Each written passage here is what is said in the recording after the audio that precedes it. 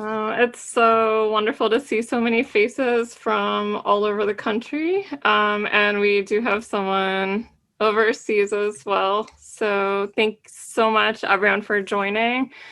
It's amazing how much work goes into preparing something that's going to last about an hour.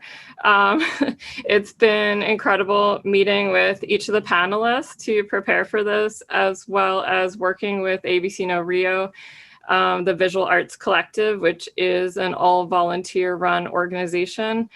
And I'm super thankful for everyone's participation and their help. And thanks to our two ASL interpreters. We have an awesome panel and group of people.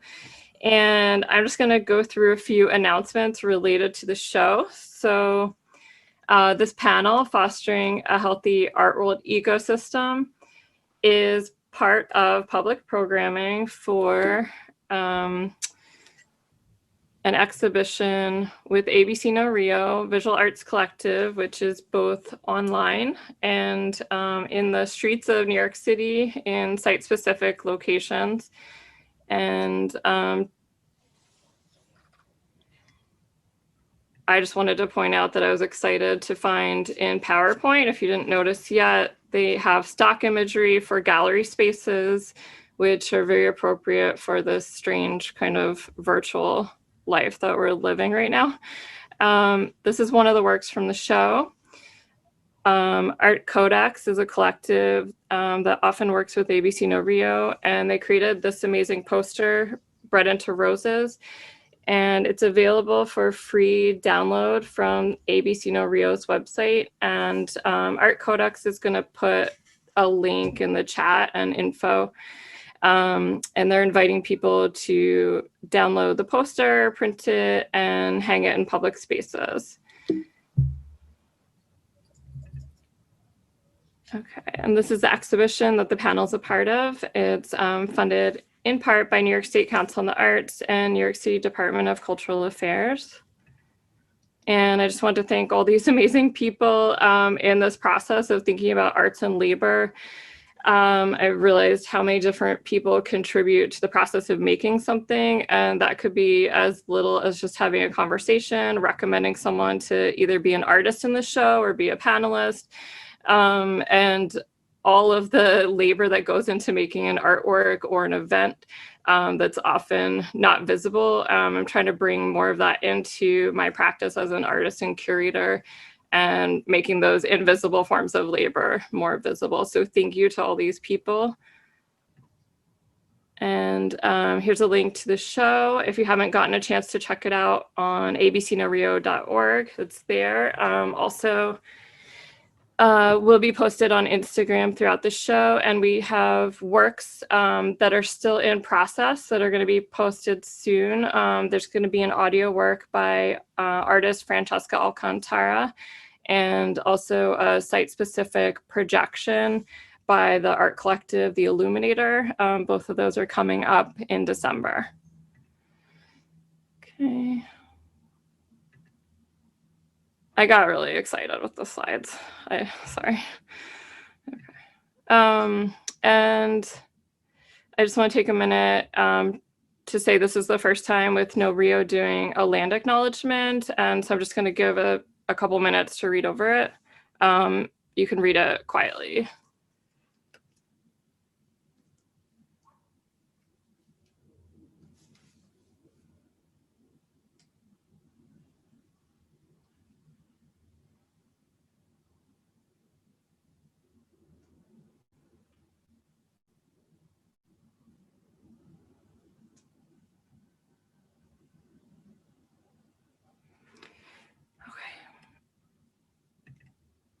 Okay, and these are some resources that I look to work on the land acknowledgement for this event.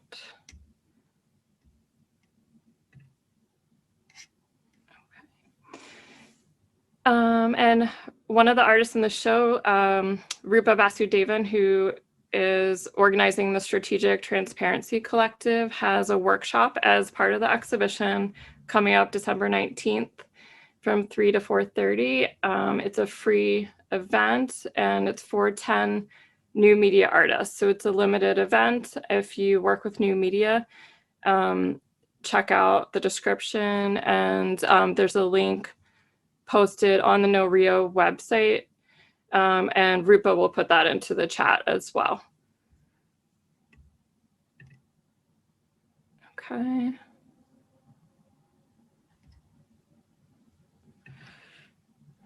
Okay. Oh, and check out later, an exhibition publication by Magali Duzant will creatively document conversations from this panel discussion alongside works from the exhibition. So we might reach out to participants if you ask a certain question that we think is really interesting, we want to incorporate it into our documentation. Okay, that's all of my announcements. Thanks again, everyone, for joining, participating, supporting. There's so many conversations that I want to have and not enough time. So I'm going to switch it over to Shawn, and I'll put panelist bios in the chat so that I don't formally introduce people. It'll be a little bit more casual, and we can spend more time talking as a group. Okay.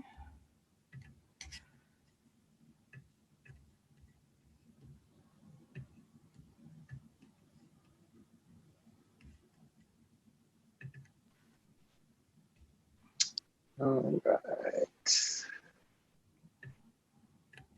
Cool. So, hi, I'm Shawn Escarciga.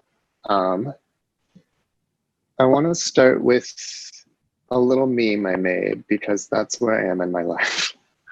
And I can't really read it on here, but basically what it says is sometimes what an artist working at the intersection of art and technology with 4 MFAs, a gorgeous studio space in Bushwick and no time for a day job needs is just one piece, and that one piece is rich parents. So I'm thinking a lot about lately in my own practice and as an administrator and as an organizer about the labor that Christina briefly mentioned in the opening presentation, that invisible labor that goes on across institutions, across the art world, where there's this hyper individualistic focus on one single artist, when in reality, it's dozens of people, hundreds of people working behind the scenes and sometimes very directly in front of the scenes to make art and art institutions happen. And speaking of memes, here's a meme from the New Museum Union page. I was on the organizing committee of the New Museum Union, which unionized last year. And when I was preparing this, I was like, oh, the New Museum Union was like years ago, but it was last year. So here we are, 3,000 years in the future. So basically this, I took over their Instagram page when we first started, and it was very secretive. No one could know who was doing what. The museum was very against unionization, and I'll get into a little bit more details about that. But we found that with the relatively younger organizing committee, turning to the internet, Instagram and Twitter was a very quick way to get public support. So media outpouring came from a lot of social media posts, and really kind of contrasted the outdated views of the museum, albeit the new museum touts a lot of progressive optics, but they don't necessarily live up to them. So memes saved the day. They did bring on a notorious anti-union busting firm that I believe Karen Wong, the assistant director, hooked the museum up with. And so we went through several months of pretty intensive anti-union propaganda throughout the museum, and a lot of surveillance from very weird lawyers, like old lawyer dudes just watching us all the time. And one of this is a very awkward photo we took outside of the museum, deep into the process. I believe we'd already secured a vote. The union process for an institution like this has many different steps steps, and we were pretty far along, but no one knew who was on the organizing committee. So everyone in this photo either forcibly quit or was fired at this point. And this photo was kind of a fuck you to the museum. They were all watching us from out the windows. But there was, you know, in speaking with Christina about this concept of a healthy art ecosystem, you really look at the top and you look at what museums and institutions are doing, and that's in many ways, that's the public facing image of the capital A art world. And you see how an institution like the New Museum that has shows about gender and transness and queerness and race and class and labor actually behaves behind the scenes. And we really came up against a lot of that as an organizing committee and as a museum. And cultural workers in general, it started a conversation across other cultural institutions, but also, you know, the nonprofit world and also gallery spaces and smaller art spaces that, you know, a lot of the practices that happen in the art world are not sustainable, and they are for a particular class and a particular race in many ways. And that intersection of the hegemony that kind of rules over the art world right now is pretty toxic. And when you start to question that, people are not happy. Another project, I don't really know what to call this. Earlier this year, I left the New Museum at the end of last year, and at the start of the pandemic, I was working for an arts nonprofit, Culture Push, and also had side gigs to sustain myself. And a lot of those gigs were canceled due to COVID starting to shut down schools and other places that I was working gigs at. So I put out some feelers to the arts community that I know. I have a performance background, kind of an experimental performance background, and many people were scared. Many people were starting to lose their jobs. This was in early March, so it was right at the cusp of restaurants closing down, bars closing down, schools closing down, et cetera, et cetera. So I kind of jumped the gun a little bit and blindly started this fund after being turned on to Ijeoma Oluo's work in Seattle, because Seattle had been hit by the virus before New York, and she was doing really incredible work. I think she'd raised about $70,000 prior to me being turned on to her work. So I created a GoFundMe campaign, and shortly after I started it, my now co-organizer Nadia Teikolsker jumped on, and we became this mind meld of a two-person team. We basically tried to work against a lot of the gatekeeping hoops that artists have to work through in this climate to get funding. So we raised about $250,000 and gave out we paid out about 1,000 times to artists in New York who expressed need. And with that 1,000 payouts, we read, you know, over 1,000 narratives from people who were losing, you know, educators who lost their jobs at MoMA, who just were fired, you know, other arts educators who were losing their jobs because schools are closing, artists who are working in restaurants, because, you know, in this day and age, no one is just an artist. It goes back to that first meme where waiters, where administrators, where you name it, to sustain yourself. So people were really hurting, and the art world was the bulk of the art world, the working class art world, and those that did not have independent resources were, you know, really scared. So I view this as an extension of my artistic practice. I'm taking care of the community that I'm actively a part of, because if there's no community, then there's no point to me making art. There's no one to do it with, and there's no one to do it for. So that's what this was. And yeah, I'm very, very grateful to Christina and ABC Rio and the panelists to allow me to share some of my work, and I'm very much looking forward to having a conversation around a healthy ecosystem, because it's time. Thank you so much, Shawn. I think your experience with New Museum resonates with so many people, whether or not they were in larger institutions or smaller institutions, had the opportunity to unionize, or like didn't even get that far with where they are. And like thinking of other friends and artists and art workers in museums that have been treated as disposable this year. It should really be shameful. It should be really embarrassing that these institutions treat artists and art workers this way. And I've, been thinking a lot to prepare for this, and I was just thinking how art objects are often treated so much better than the people who make them or care for them or archive them. And I want to flip that, and I hope that starting the conversation can shift the expectations and the culture around that. And also, just as a kind of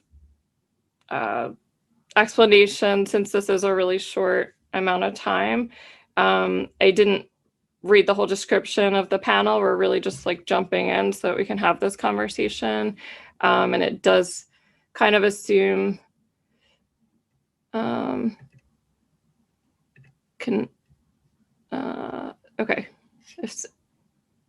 I'm not sure if people can't see me. I might not be spotlighted. But we're going to shift over to, okay, there we go. We're going to shift over to Alicia in a minute, who, along with Antonio, has worked on an amazing document, the People's Cultural Plan.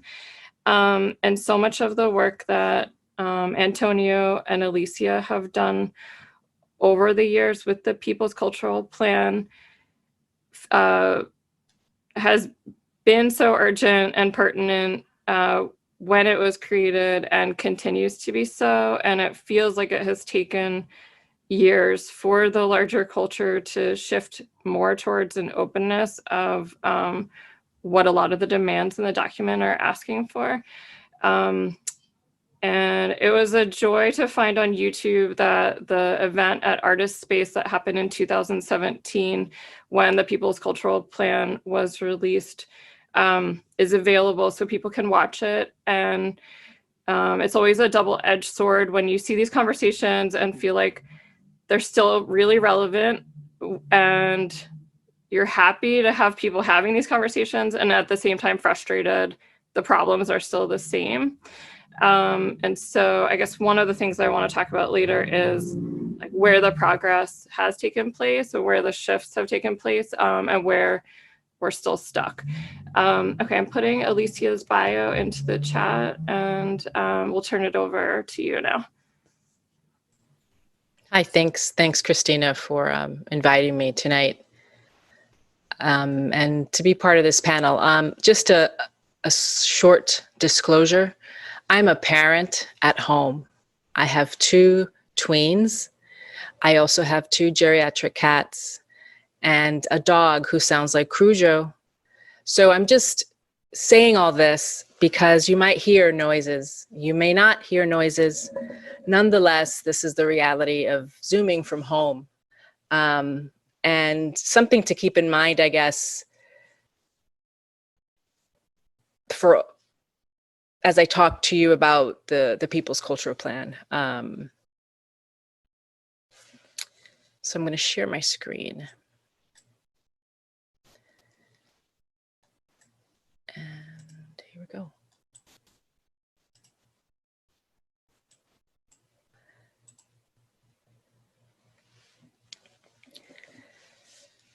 So the People's Cultural Plan is a collaboration where I organize with cultural workers, artists, art handlers, dancers, musicians, to address city cultural planning as it pertains to the contemporary condition of people living in New York City. We understand that we are tenants first. workers first, parents first, children first, partners first. And that cultural initiatives matter in the transformation of our society into a more equitable one where food and work and securities abound. So how do we, the very basis of this complex art and cultural system, speak up and take action as people with the people? The PCP is a 17-page document, and it was a response to New York City's first cultural plan, written in solidarity with Black liberation, Indigenous land rights, labor rights, abolition, and housing and food as human rights.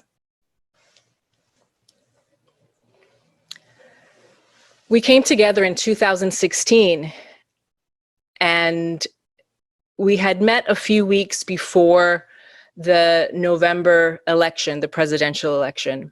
And it was a core group of us at the start.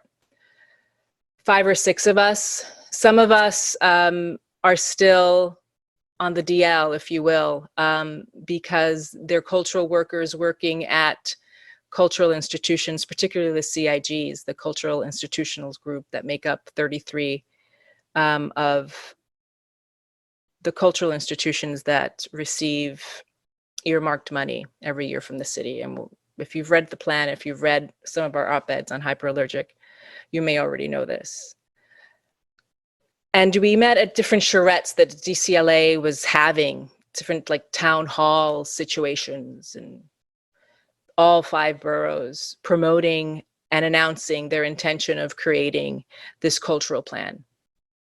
And on the night of the election at Artist Space, we came together, and at that moment, we were able to meet there because of the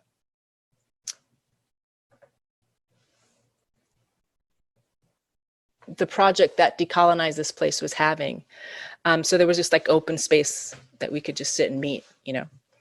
And I'm trying to fumble through as gracefully as possible through my cursors to get to the next slide.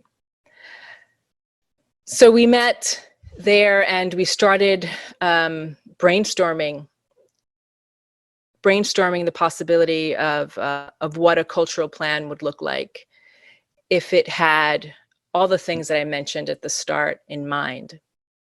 One of the takeaway points that we all kind of discussed, this little core group of us, was that these charrettes were not talking about displacement in housing. They were not talking about labor rights for museum workers and at all levels. That means from the people who are at this custodial departments to security, to the cashiers in retail, to interns. And they weren't really discussing equitable funding. And what struck us the most was that these charrettes, these town halls, these meetings were occurring in neighborhoods that were being devastated by gentrification yet again. And oftentimes at these events, the people that we saw were not people from the neighborhoods. They were largely nonprofit administrators and staff.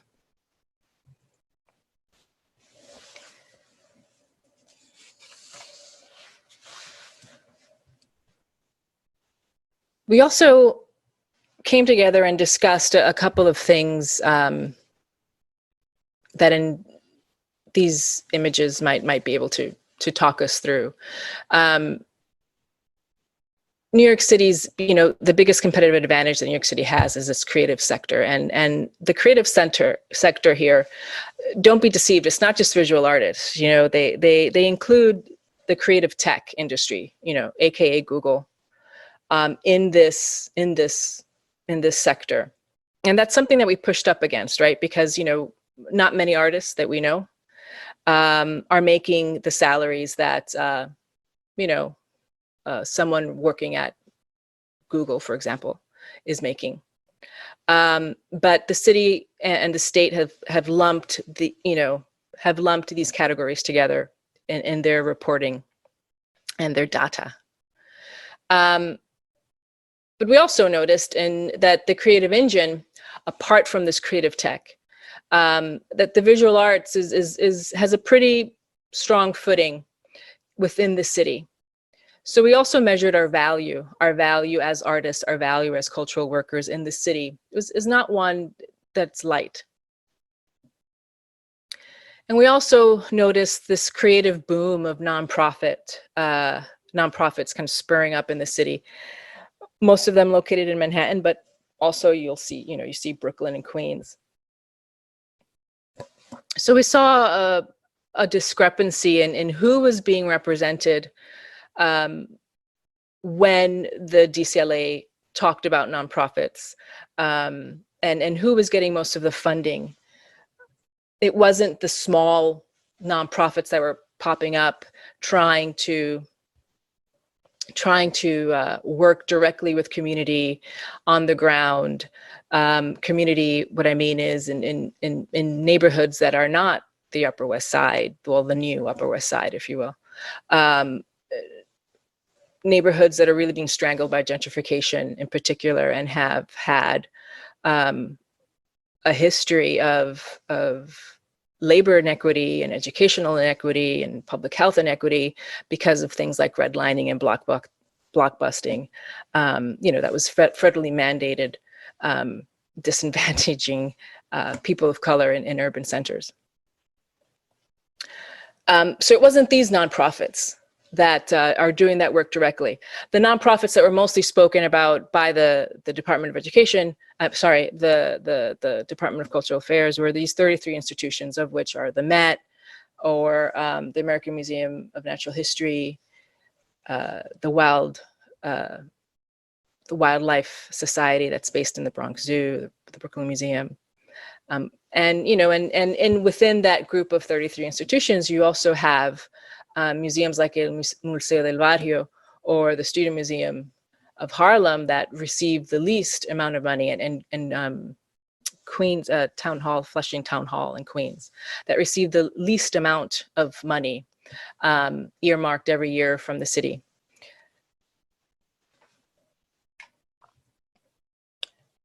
So one thing that we noticed during the conversations with the Department of Cultural Affairs and their, promoting Create NYC, was that they left out this particular chart that we always want to make sure that we point out and repeat that kind of oral history, if you will, of the numbers. So the CIG, or the Cultural Institute, the Cultural Institutional Group funding, and they're made up of these 33 museums. The CDF are the other kind of 1,000 or so odd nonprofits that would have to, that every year apply for funding from the city. The 33 receive it without having to do any work for it. And those numbers vary, right? So the Met receives about 24 million for doing nothing.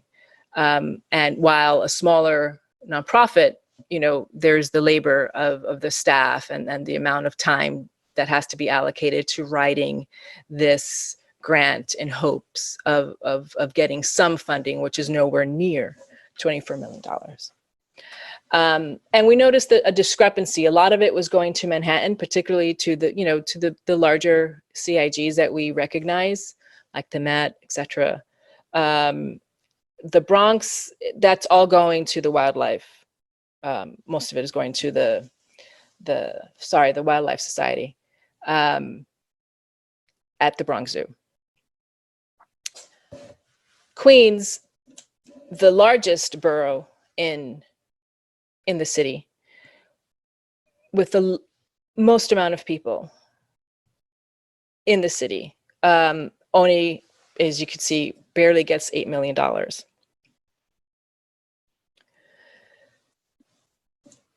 So we found that these numbers and these issues weren't at the foundation of Create NYC. We didn't feel, based on our observations, based on what we heard and these conversations, that we really made an effort to go to all the charrettes, or sorry, I keep calling them charrettes, but the town halls that were held. One of the members, and then as we started writing and putting the word out, more people came in to help us. And I really want to stress that it took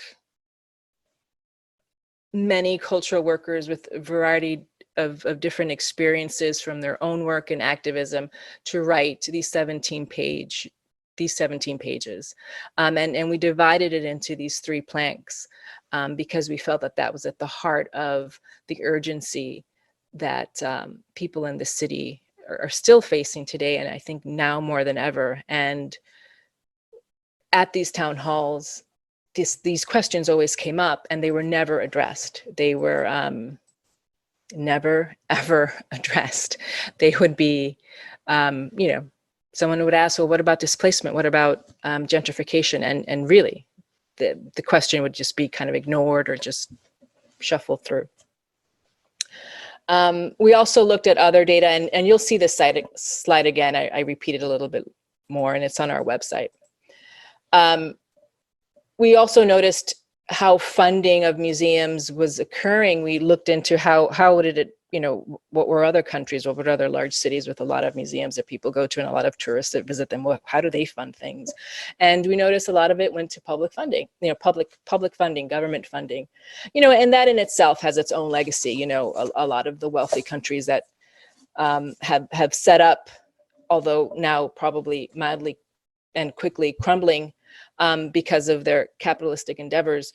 A lot of that funding, particularly when we look at Western European countries, that wealth was accrued through colonialism. So we're also very much aware of how this funding, this public funding, has also become about in particular Western European countries.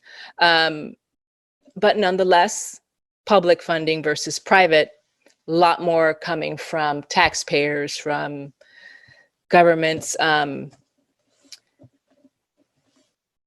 piggy bank, if you will. And when you go down the chart, you start noticing that, in particular in the United States, much more is coming from private funding rather than public funding. And by private funding, it's coming from large funding institutions, or mostly donors, but donors like, Larry Fink from BlackRock, sort of private funding, not so much of from our little ticket sales, or our, maybe $100 family membership.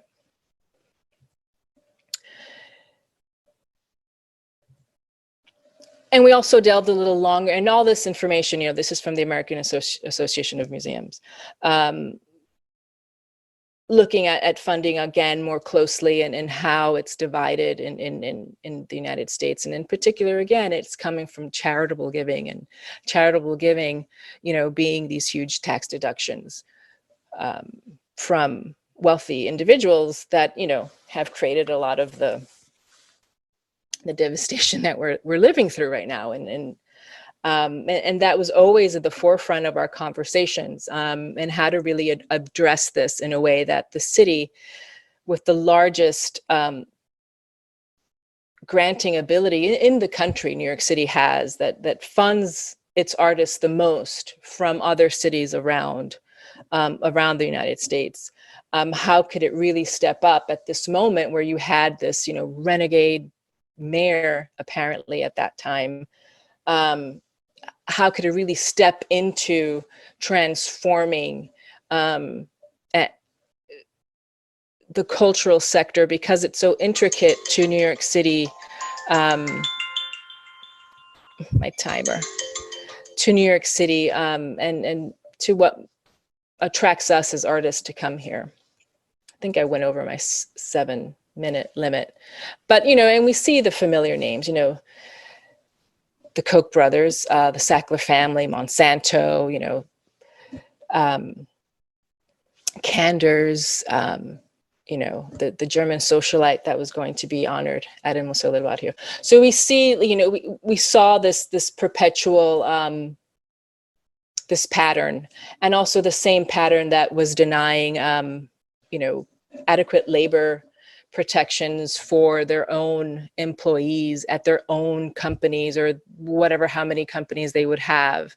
So, we also saw this continual and persistent pattern of behavior that comes from living in an extremely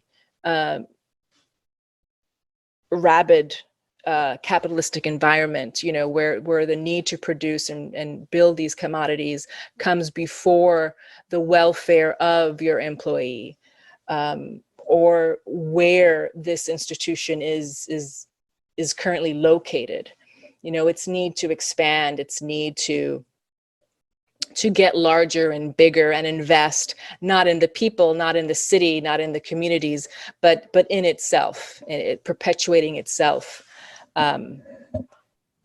Thank you so much. You brought up so many important topics. And I see Antonio there in the slide too. Yeah. I'm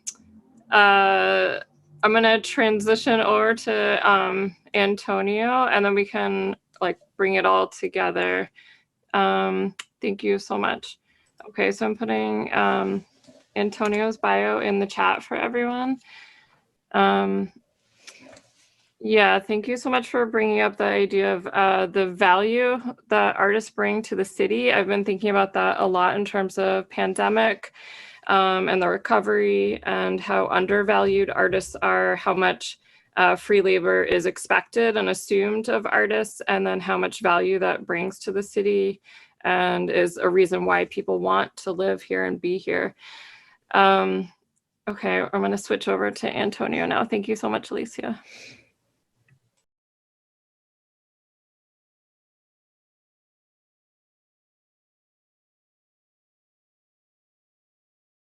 Unmute. Hi, everyone.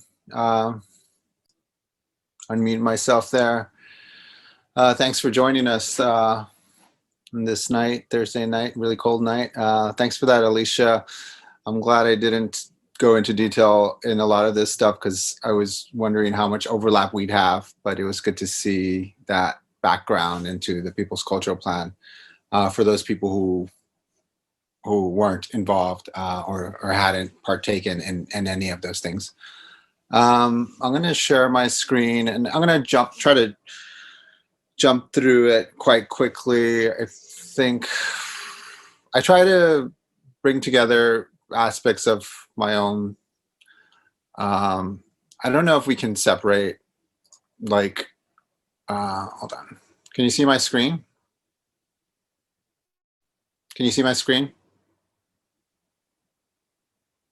Okay, I don't hear anyone, but anyway, just bringing in the art and activism and kind of the whole life work scenario. I don't think there's divisions in all of that. I think the art world, for example, wants to say there's divisions, and it clearly in all the historical references, you never really get the background story between artists and their careers and how they made it as artists. And something that's always been interested in myself. Even as an undergrad, I was very drawn into looking at how artists were funding themselves in the Renaissance or during the Romantic period, or even much earlier, the century. So to not talk about myself and the politics, it's kind of hard for me in that sense. So but I'll try to run through a little bit. So for a while, I was kind of out of the art scene. I came to New York as a teenager, and I worked in for-profit galleries, tiny ones back then, but just giants of the industry now. And so I got to see a lot of what that trajectory was. And as a worker, I didn't have the ability to not work at any point. Well, a lot of my roommates did spend more time in the studio. I had to work 1 or 2 jobs just to pay for my education, pay for rent, and make sure I had something to eat the next day. So I've been through that for quite some time. And then after college, I kind of stepped out of the art world and I started doing more activism stuff, I guess. And I kind of kept those things separate. And one thing that kind of brought me back into it was the Iraq War, and that's when I started to merge again art and activism. And this was 2008. I started, looking at the Iraq War and seeing how it was backpaged, and I created these kind of phantom journals that analyzed all the bombings and all the amount of people getting killed on a daily basis in Iraq, because I found it getting backpaged in the New York Times. So I made these to cover the Village Voice at the time, and the back side I put the looted artifacts, which were actual relics from 3,000 years ago, probably the first images of mankind just destroyed by this war. It was a really intense war. It's probably as long as Vietnam.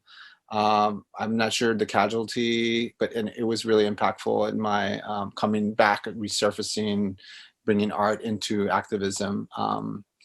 So I put these around, and in Union Square, people looked at them and freaked out, and some people didn't touch them. It was an interesting experiment in power and knowledge, and how that power, once it's given, people can run with it once they really know what's going on. Jumping to organizing, I was then working with folks organizing the occupation on Wall Street. And believe it or not, there's a lot of artists there, but we put our artwork aside and we kind of used our skills to kind of get this occupation going. And thinking back, my interest is really also looking at activist moments and seeing the artists that participated in them and how they functioned within that realm. And so that's kind of my interest. I'll talk about that later. So it was a long shot. We're going to occupy this thing, and hopefully it took off, and it did. It was insane. Before I knew it, there was so many people. It was growing faster than we can imagine. This is a schematic of like all the General Assembly at the center and all the different working groups. Art is the bottom left. You got health, social equality, labor, et cetera, et cetera. It was huge. And after this point, I kind of just gravitated to using my skills as an artist again. And this is a proposal for the Occupy Wall Street Journal to the first, one of the first meetings for the Arts and Culture Working Group within the Occupy movement, which was kind of giant. And so everybody was there. I think Creative Time eventually did an open call and everybody showed up. People were studying it, whatever. It was so bizarre. But anyhow, I also, worked a lot organizing with artists. As artists, I was a freelancer, so I wasn't a labor. I wasn't I wasn't working in house as a full timer. I was kind of freelancing. So I'd organize these Occupy clusters with tons of people involved, and we share projects and how to work with the movement, be part of the movement. Took a lot of our time and energy, and we met so many people. It was such a great experience. And I slowly delved into working with Arts and Labor, which was another group, the second art working group, I think, that happened within the General Assembly. And it was focused on labor rights for artists, and also solidarity with workers in the industry, taxi workers, domestic workers, et cetera, et cetera. Again, there's me with the long hair. A lot of great people joined at this time. Folks from Decolonize, who would then become Decolonize, were around. And so this was a good seed for that, the growth of what we have now in the movement, I believe. Again, I wasn't a laborer. So, I was into traditional labor in sense of a 9-to-5. So I was really interested in these alternative economies, and that's occupied a lot of my time. And we had the whole alternative system in the garden, and I think it was I want to say it was, I forget who the quote is from, but the garden is a kind of a small example of the whole world. So if you can have whatever you have in this garden is what you can see in the real world, and that's kind of where I was going off and trying to look at different ways that artists can exist without money, without just trading money, paintings, making money, making paintings through selling their artwork and stuff. And I had fun exploring stuff like this idea of what if, I saw Jerry Maguire and I thought like, well, he was such a great film because he really wanted to change the whole sports industry because it was so corrupt and messed up. And I kind of appropriated that into the art world, and I found the script and I added all my history as an artist into that, and kind of created this meta manifesto as part of that project, thinking about alternatives and what we really want and what we really need, who uses who or who supports what, and who's getting, moved around in places here and there, and how artists are elevated, how artists are like silenced.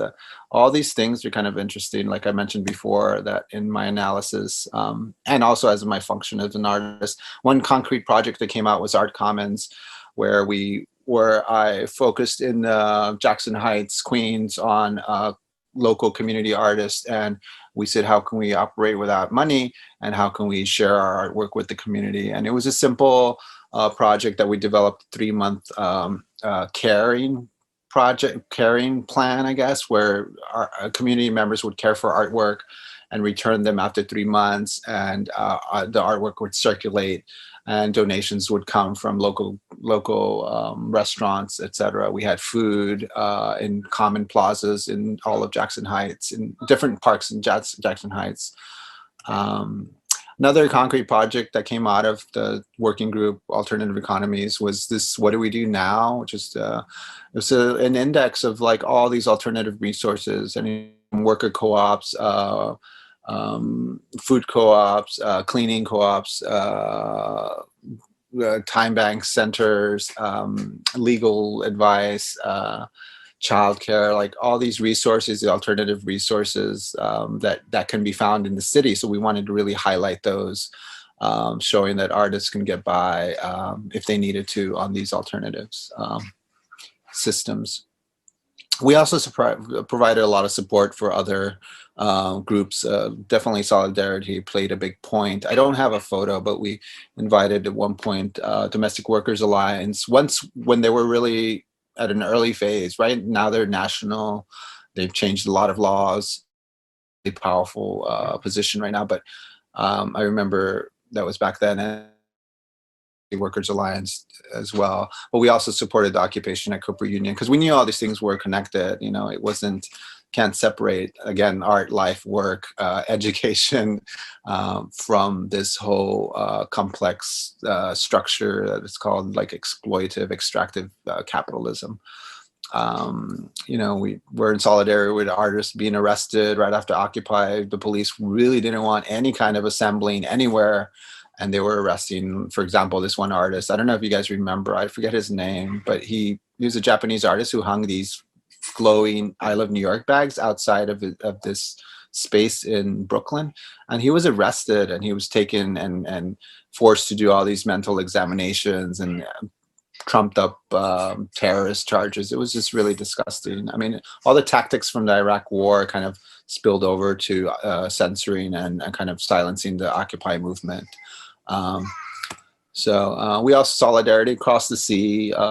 These are friends in Ambrose who were getting arrested for occupying empty theaters. So we sent solidarity letters out, letting people know how the Greek government was treating their artists. There was an occupation in Milan. I like to show this because this is one of those amazing moments that people don't know about or remember from the movement. And it's in Macau, the Galfa Tower being occupied by artists. It was in a building that wasn't finished, and all the artists were like, "Why the hell are we just standing outside without nothing when this whole building can be taken over?" So they occupied this whole building.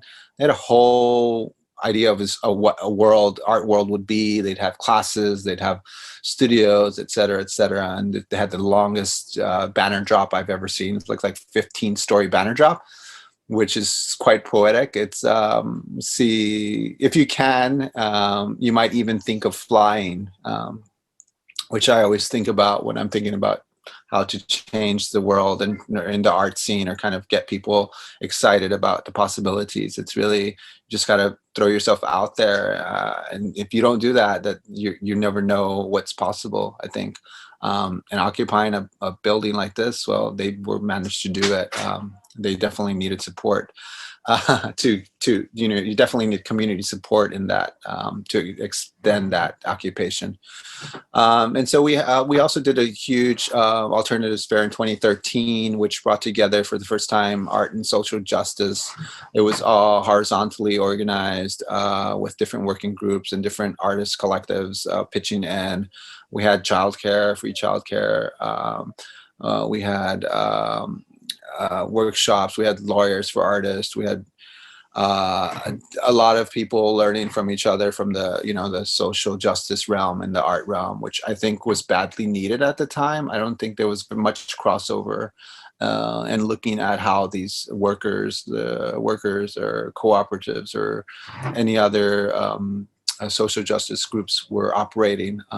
So I consider that one of our high points, I think, in that aspect of alternative economies and stuff. I'm going to jump through the second part. A lot of you know there was a lot of activism in Brooklyn. Brooklyn Museum got kind of fell into some deep mud with the local community, and this was an action which brought together many groups, local groups, Movement to Protect the People in Crown Heights. You had ASAP there. You had Decolonize This Place. I was with another working group. We were actually just bunched into it by the director. We were looking to question the museum on their hiring practices, because we noticed there wasn't any Latino or Asian American or African American curators. They just happened to be on our radar at the same time, and we got lumped into that protest. And so we did what we could to support first of all, the local community groups there that were pushing forward BAN, Brooklyn Anti-Gentrification Network, and MTOP, which Movement to Protect the People. And we also won this amazing conference. We demanded we had full control of this conference, and it was all people of color led. There wasn't going to be any whitewashing. There wasn't going to be any artists talking about how they made this project and that project. We wanted to hear from the people in their communities, and we wanted to give them the space in the whole museum. It was quite successful despite all the setbacks. I think the aircon broke. They had all these excuses: no money, no chairs, or something. All these excuses they threw at us. We went with it, and it was quite successful. We actually thought the Brooklyn Museum, on a hot summer Monday, a weeknight, that we did so great that weekday, I can't remember when it was, that they would invite us back, right? It's a community-led thing. That's what they're about. But we got the door slammed in our faces, kind of in a very embarrassing way. They stood us up. There's a lot of nastiness, what they were doing. And they were also using people of color in the museum to interface with people of color. So the white directors were only talking to white artists, and we were dealt with the front of house POC folks, which was they were underpaid, which was basically pitting us against them. It was quite horrible. I'll go on further. So that's kind of dovetailed into New York City's cultural plan, and we worked on our small group worked on the labor plank mostly. It's trying to get people of color in all levels of the museum. That was kind of our going forward position. 68% of the population is people of color, but when you see who's working, it's flipped. You have 68% white folks working, and very few people of color, and relegated to the lower level position. So that's complete segregation. I just call it out straight up, and wondering why nobody's even filed any lawsuits against these institutions is beyond me, or how they got away with getting all this money and still being so racist. From that point, after we launched that, and Alicia explained a lot of how that worked, we did, my most recent thing was the Museum Workers Happy Hour, and I noticed there was definitely some people from the new museum there Shawn and some folks in the front. I think in the other previous presentation, new museum folks were there, and we thought it was a good way to start building worker power. We had speak out events. We had just having fun, sharing stories. The first time museum workers from all over could get together. We had about 80 people, 30 institutions represented and stuff. And since then, we did a manifesto session. This was right before the COVID lockdown. We were kind of having fun. How would workers create a manifesto, just like Jerry Maguire? What would we do? What will we see happen? What do we want? That got shut down by the COVID, unfortunately. Literally, some of us were really sick those final weeks in February and March. Right now, we spent the whole summer just having these kind of support Zooms with all the workers, and a lot of them were getting laid off and continue to get laid off. And we have right now a BIPOC working group, which is small, and then a museum education working group. Lastly, I just want to talk, I mean, we're really looking forward to like 2021 as being a kind of coalition building effort, but everybody's still struggling with the floor beneath them, no money, no jobs. It's just really difficult to sustain that kind of movement unless we really create those networks of solidarity to support us. I think that would be the next discussion or method. And my work now, I'm much, after all these years, I want to just focus on research, and I just do research on POC movements and looking specifically at how I mentioned before, how these movements happen, what the artists are involved. And I like to kind of deep dive into historic moments, like this is the Third World Liberation Front's push for ethnic studies in 1968, San Francisco State, and examining all the working groups involved, all the community support involved, all the tactics employed, occupations. And Christine, it's cutting me off, but that's a good point to end with, and that's, hopefully I can provide some information on that and work with the current situation. Thanks. Sorry for going too long. No, I realized in this process that I can't listen to something that I care about and do simple math at the same time. So I literally just couldn't figure out what 5 or 7 minutes was. Thank you so much. So many of the things that you've been working on overlap with things that I've cared about for the last 10, 15 years. And it's really great to see how your art practice feeds into your activism and vice versa. And I love that you started out by talking about curiosity of how do people make a living as artists, because that's always supposed to be a secret, or you're only supposed to make your living through your artwork. You have to have a commercial career, and you're only a successful artist if you're sustaining your practice through selling your work. I also love that both you and Shawn have these amazing memes, and like while you're dealing with these dark and really frustrating, difficult situations, you find humor and you poke at them through your really hilarious memes. I want to bring Shawn. There you are. Okay, you're back. So to connect this all to the exhibition, Take What You Can't Get, I posted the questions in the chat that were posed to the 4 artists, 1 artist and 3 collectives in the exhibition. And really the exhibition and this panel conversation are inspired by this idea that a lot of the things that we love that are part of culture, for example, all of the literature, artwork that has come out of the WPA, wasn't some generous idea of a politician or someone in political power. It was something demanded by artists through organizing. And oftentimes in retrospect, these things are celebrated without looking at the labor that went into how they came to be.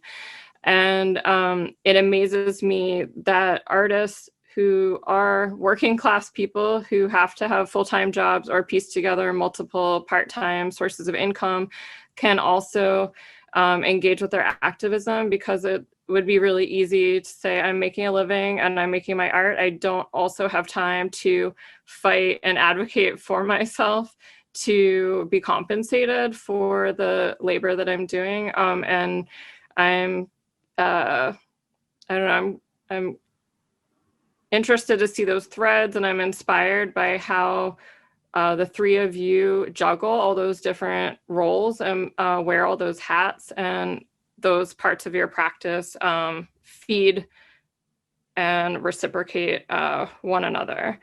So I had 8 different questions that I sent in addition to this 4 questions that inspired the show and the works in the show. And we're not leaving a bunch of time.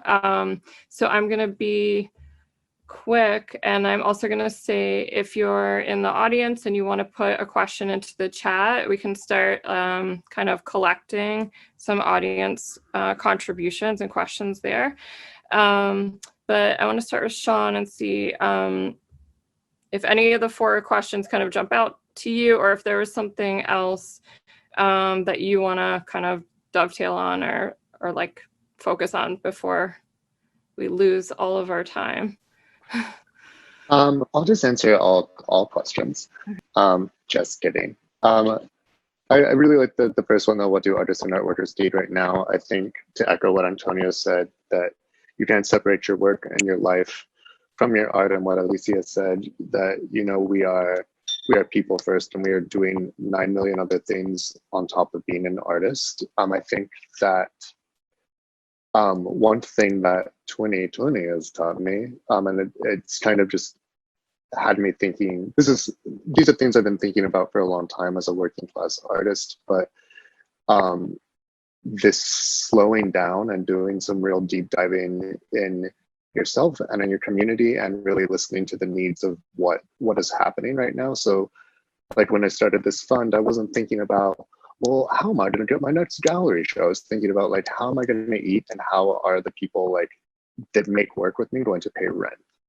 And making that, you know, a part of my artistic practice. And I think the more that we can, I don't know, normalizing things is a real hot thing right now, but the more that we can normalize this conversation around the reality of what it means to be a working class artist, what it means to be an artist, like actually sitting down and saying, like, I work 3 jobs, you know, I'm a mom and a teacher and a this and a that and a this, and this is also plays into my artwork. And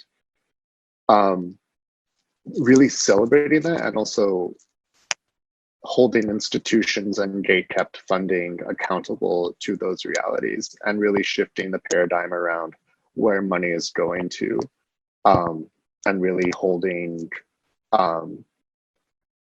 a microscope up to the paradigms that exist in the art world. And I think you and I, Christina, talked about this a little bit, but the more that there's so much solidarity and relief in hearing from other people that are going through the same thing that you are, and we don't have those conversations enough. It is about, like, oh, so what are you working on next, and where are you showing, and like, are you making money off of your art? It's not.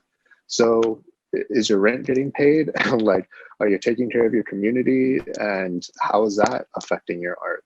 And so starting to have those at the like front loading conversations in the art world with, and how is everyone else doing? Like, how is your immediate community doing? Like, how are the people that are making the prints for you doing? How are the people that are making the sculptures for you doing? Like, how are you sustaining your business as an artist? And really shifting it away from these capitalistic ideas of, you know, production, and art has to be about production in a capitalist sense, and it can't be, you know, like, to use the example of memes, you can't just make memes for the sake of making memes. Like, you can still find joy in your art that you can't sell. Like, being a performance artist, you can't really sell my work oftentimes. But does that mean that it's not valuable? Like, how do you start to sustain the artist and sustain the artist community?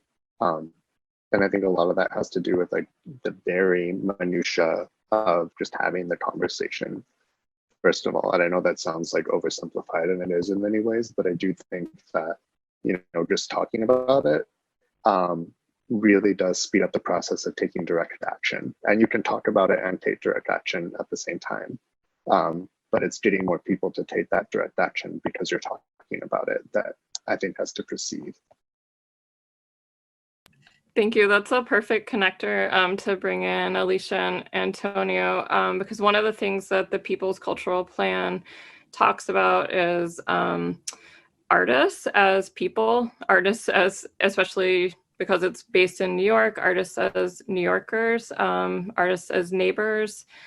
Chloe Bass talked about at the release at Artist Space. And so, if your neighbors can't pay rent, some of those people might be artists. So not just thinking about how do we make an art practice or a life as an artist in New York sustainable. That's emotionally, financially, all these different things. But like if we can make a life in New York sustainable for working class people, that benefits artists. So maybe just stick your hand up if you feel like you want to respond to that, either Alicia or Antonio. Or I can jump to some questions in the chat. Okay, so the first one was, I'm curious to know what the speakers think is the current state of coalition regarding decolonize as the international movement in relation to movements like Black lives, trans lives, and the history of WAGE. And WAGE was one of the groups that collaborated on the People's Cultural Plan. Who wants to take that one?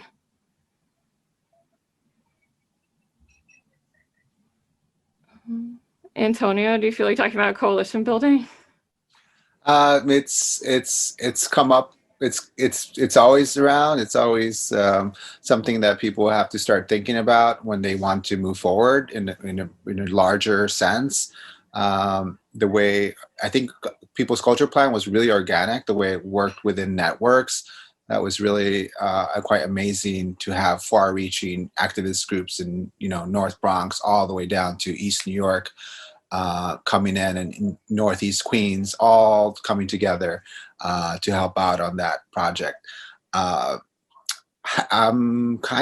think right now we're just at a very difficult position because we're fighting against two things. It's not just the conditions of artists and art workers in our communities, but it's also the looming COVID issue situation, the health issue out there. So a lot of things are happening online. So I'm seeing people gathering and sharing, but I definitely think there needs to be more connection between groups that have begun voicing out, the new groups that are out there pushing forward. And if anybody's out there who's one of those groups, don't get sidetracked by those gallery shows or exhibitions which spotlight your activism, because that's just sucking all your energy, what you can be doing for actual activism. And that means addressing it with the city council, city hall, or your politicians, or with your local community and or your place of work.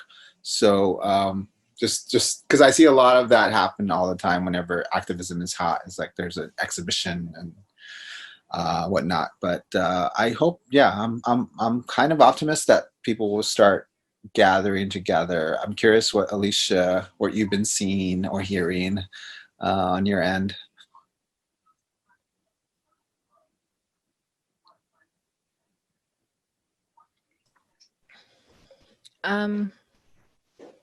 Thank you all for your questions. I mean, what should we do? I mean, it's moment like these that I'm almost at a loss of what to say, because I think that so much work has been done, not only by the People's Cultural Plan, but we have, groups have been already mentioned tonight of possibilities of what art and the art field and the art world can do. And This morning, what struck me most is that there have been so many blueprints provided throughout history of imagining a more beautiful place or a more beautiful future. But what keeps holding us back as a society, as I think, is fear of actually going there. And I think that, you know, this following question of what might a contemporary WPA look like today, I think that it certainly wouldn't involve capitalism, right? It certainly wouldn't involve the current system that we're in. And even that, even the WPA and how wonderful those work programs were, it was also a time in the 1930s where there was an incredible amount of socialist activity, particularly in African American communities here in the United States. And a large part of the New Deal was to reach some sort of compromise with the socialist movements here because of the fear of the Red Scare, right? Because of the fear that actually workers would have a final say in how their lives are led and how their communities are fed. And, you know, going back to the roots of this particular country, you know, yes, we can say tax the rich, but the rich have never wanted to pay their taxes, and therefore that led us to a revolutionary war, right? But we forget these particular points in history, and we tend to, you know, to remember that has been taught to us in order to forget, in order not to pay attention to the resistance movements, particularly within Black and Indigenous peoples here. So, I mean, what would a more beautiful future for me? There was a moment this summer when the activists went into the Paris Museum and took back the artifacts that belonged to their place of birth in Cameroon, and they're being tried now for daring to steal back what was stolen from them. That was a beautiful moment, right? And I think that when we're looking at the larger art network here, I mean, that's one starting point. All the artifacts, let's just, you know, return them to start. I think of friends who lost their jobs, teaching artists who lost their jobs, the same teaching artists who go out of their way, not just to earn a living, but also to go into neighborhoods and communities here in the city that, because of poor public educational decisions made by city government and you know, this insistent need to have these privatized charter schools, don't have art anymore, right? But they've lost their jobs. So they're, you know, where does that money go to that apparently they've received to have these art programs be done? You know, what happens to all that? What happens to all these networks? I mean, I don't like to make a short story long. These are things that I grapple with every day through my own work. I think one of the questions that Christina shared with us is, you know, what can we do that doesn't require funding or doesn't require, I think, legislation, and that's a tricky one, right? Because so much depends on funding and legislation in this country in order to move things and change things. But I think that organizing on a hyperlocal level is of utmost importance right now. You know, what's going on in your neighborhood? You know, they're trying to close down NYCHA.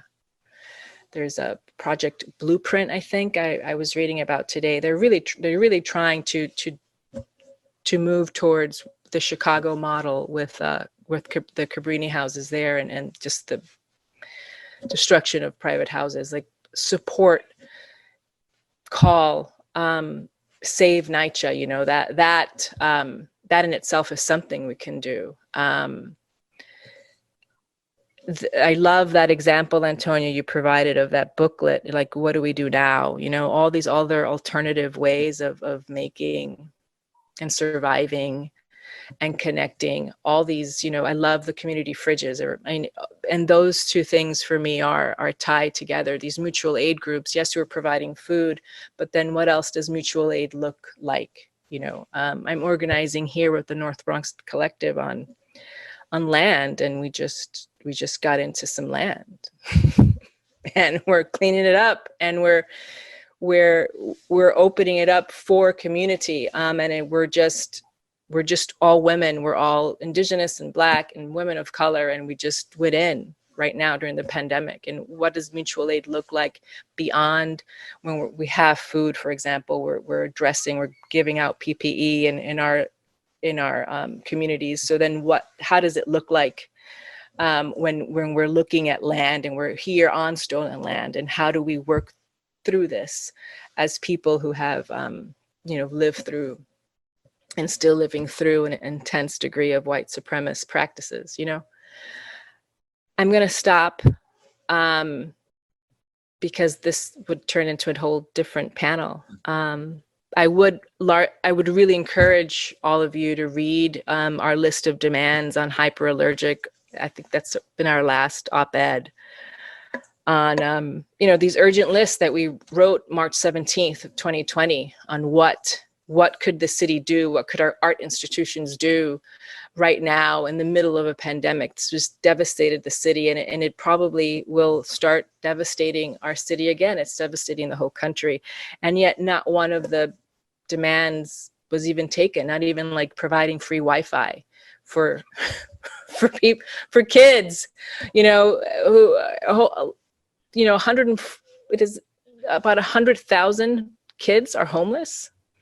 So they don't have consistent Wi-Fi, and they're going to school remote. And they just decided now to open the schools on Monday because a lot of parents who are essential workers don't have childcare. Meanwhile, when you listen to teachers from the teachers union, but particularly those in the rank and file, they're saying that you go down to a school in the South Bronx and their kids, like when it was the hybrid learning, there's no ventilation. The windows are wide open. It's freezing. Kids, they're either having class huddled around a radiator or dealing with squirrels and pigeons coming in.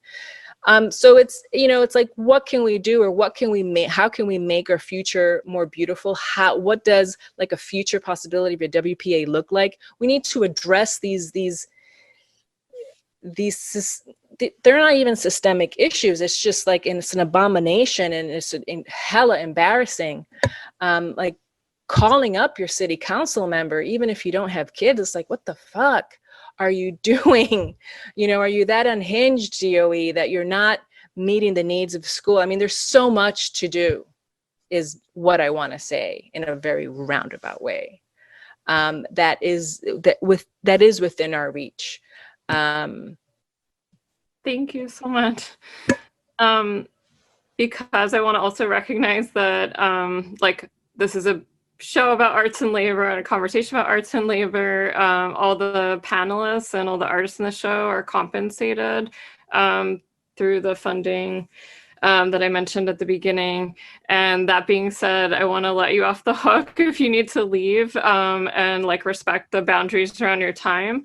I'm happy to stay on for anyone who wants to chat more conversationally, if you're in the audience, or any of the panelists who feel like staying, but also don't feel obligated.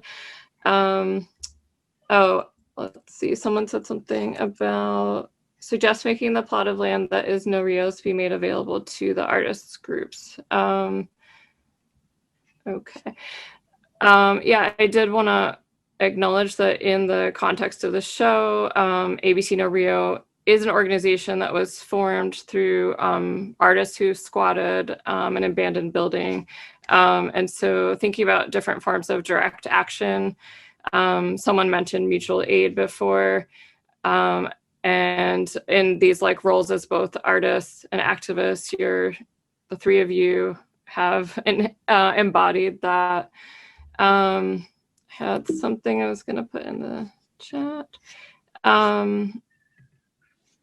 Yeah, there's this really immediate need just on a daily basis for people to be able to live and live safely and go to school safely, do their jobs safely, and not worry about having their job cut. And so many people in this call are either art workers, museum workers, art educators, different forms of educators, art laborers, and all of these jobs are so precarious. They always were, and obviously exacerbated by the pandemic. Okay, if anyone else from the audience wants to throw questions into the chat, feel free. And I have a few more. Oh, I wanted to put in some of the, I guess, would you call them demands, or what the People's Cultural Plan called for in terms of this idea of, oh, it does not want to let me copy and paste. In terms of concrete things that the plan calls for, I believe it's in this link. Let me try again. I don't know.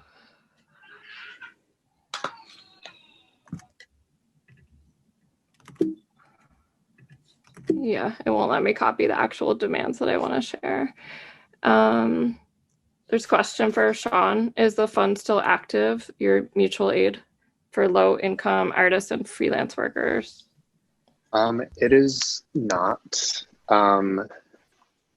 It wasn't really built to last intentionally, and I'm incredibly burned out in a way that is not sustainable.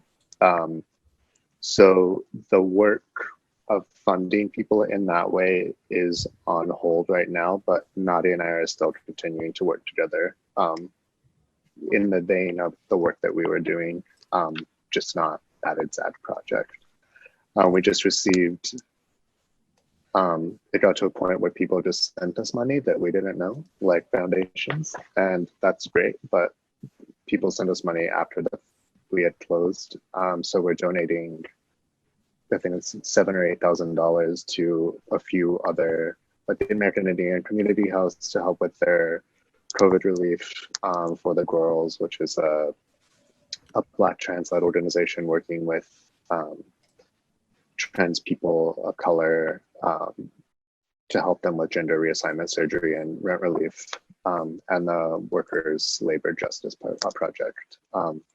So no, the fund is not still active, but the fund, the energy of what it is still active. I mean, this kind of work doesn't just stop.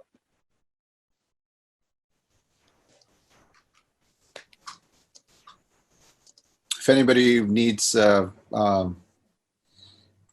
NIFA opened their second round of funding for cultural workers. Deadline, I think, is the 14th or the 15th of December. Hi, Antonio. Yeah, hi. Do you mind spelling the word that you said that's available for funding? NIFA, New York Foundation for the Arts. And there's still several other ones for specific work out there that I think are going to be necessary. But I actually just also want to bring up the fact that, like Alicia and other people are seeing, that there's still the real crisis hasn't really hit. Like I think it's 1.4 million people facing eviction come January 1st. We were already at a peak when we were working on cultural plan. We were already at peaking at 60,000, tripled during the course of Bloomberg's tenure as a mayor. We tripled our homelessness from 20,000 to 60,000, at par with Los Angeles for the highest homeless in the country, right? So if we have 1.4 million, we're gonna be up there in the 80s or 100,000. What's going to happen to these people in the dead of winter? That's going to be a really strong moment and difficult moment for a lot of people, as well as healthcare is going to run out for a lot of people at that point. Me, for example, I'll just be honest.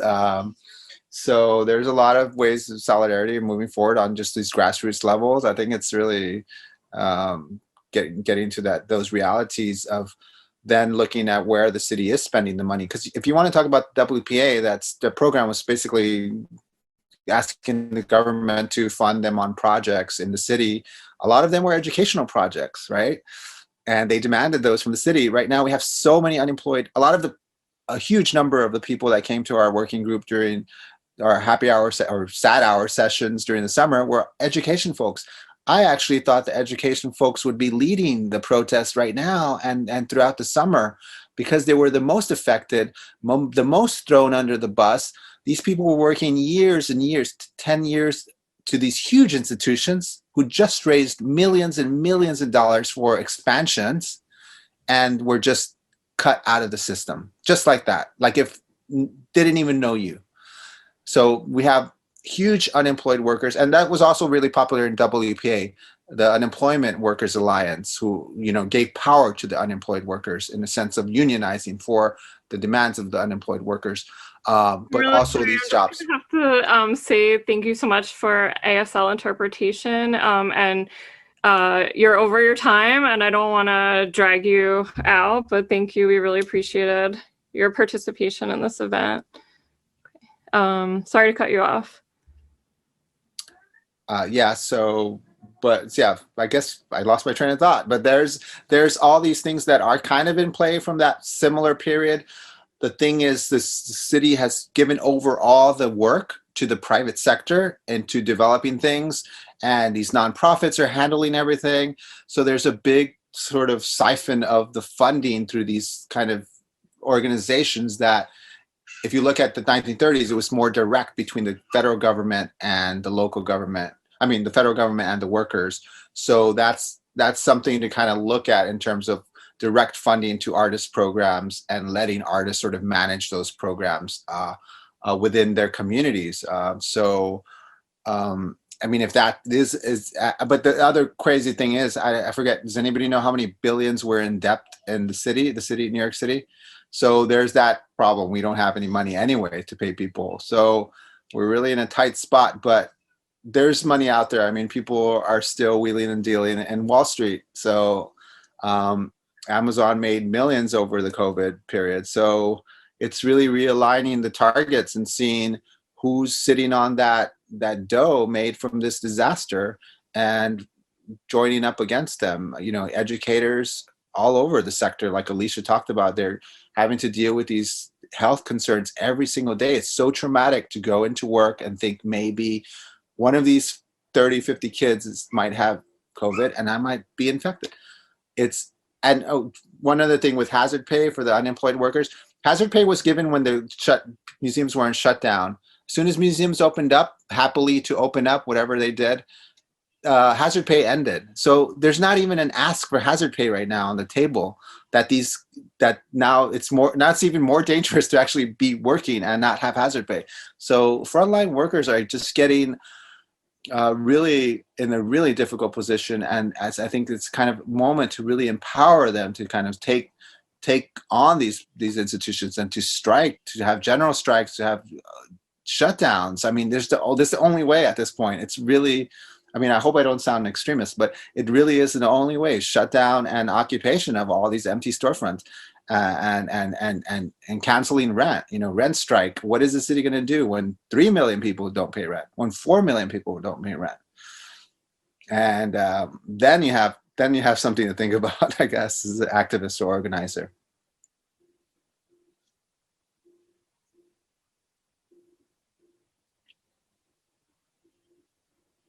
Another interesting thing is back then during the 30s, it was also very segregated. We had Jim Crow.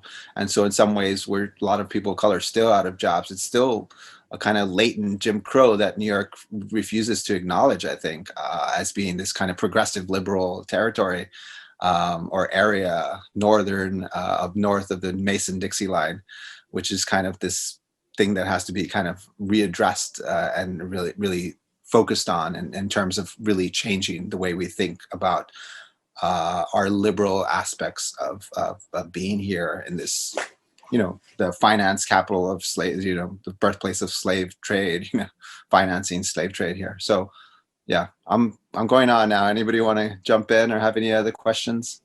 No, it was reminding me though that Alicia was kind of saying, like, we're confronted with this moment. And like, so often we're planning for the moment or imagining like what will happen when it becomes real. And now we're like really in it. And I think it does require like an all hands on deck involvement for people.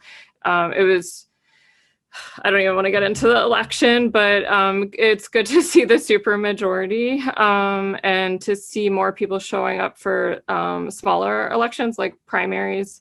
And that kind of civic engagement is necessary to push legislation through. And it's going to be on so many levels, from housing, education, and just the affordability of the city in general. And also so many cultural workers want to be able to make and present their work and are in some cases fighting for the ability to do that. I think that this is the kind of conversation that I want to keep having with people. And I don't know what the form is yet, but I think this is a really good starting place. I really appreciate all of the work that you've been able to accomplish over the years, and your stick-to-itness for all of you. I hear you on the burnout, Shawn. I think that's really real. And like slowing down has allowed us to acknowledge and recognize how much burnout is real in arts and activism. But yeah, let's stay connected and in communication, and thinking about the coalition building. Thank you so much for your time. Oh, you want to add something? Yeah. Yeah, I just as a practical announcement for anybody joining, stuff happening. DCLA, the City Council, on October 10th held their first ever public hearing on Black Lives Matter, anti-racism, and structural racism in the arts. And it didn't get around so much, so a few of us testified, but they think it's going to be a one annual thing.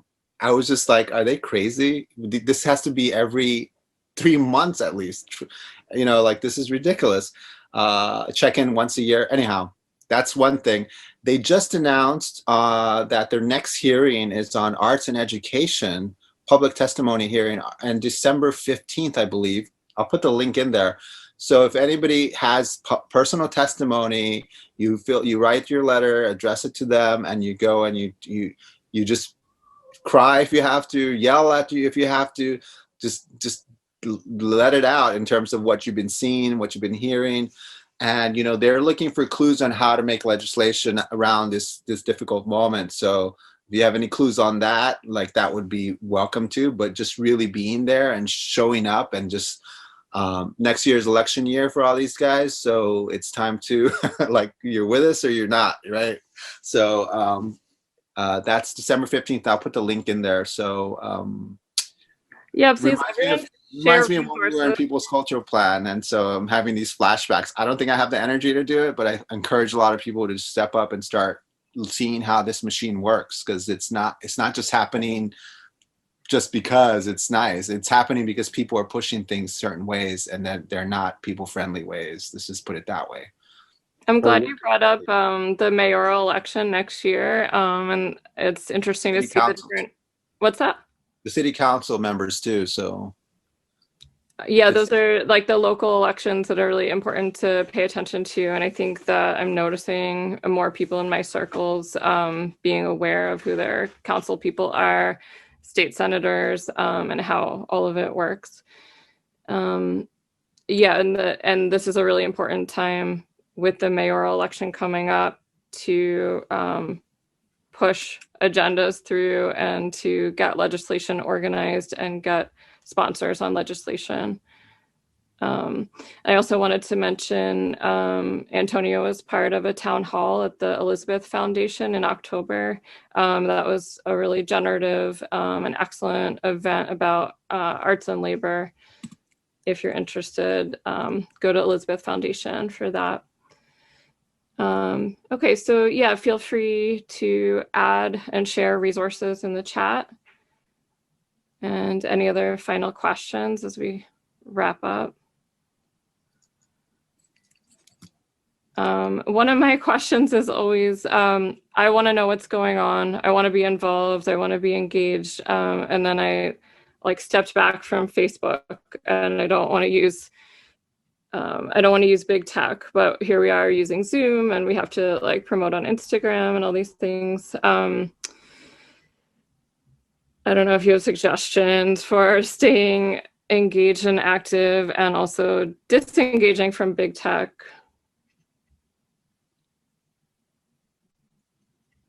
Kind of impossible, probably. Yeah. Well, this thing about the internet, I think that's, alternative economies, they were always talking about mesh networks and peer-to-peer networks. And like, I'm always shocked that people never took that on to themselves. But I mean, I'm using Comcast or whatever, Spectrum, so I'm just as guilty. But who knows? Maybe there's another chance people will pick that stuff up. Yeah, there's a lot of space for people being open to that.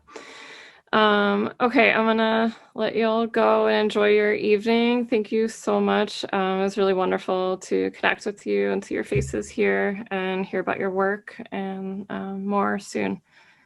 Take care. Get some rest. Bye. Thank you.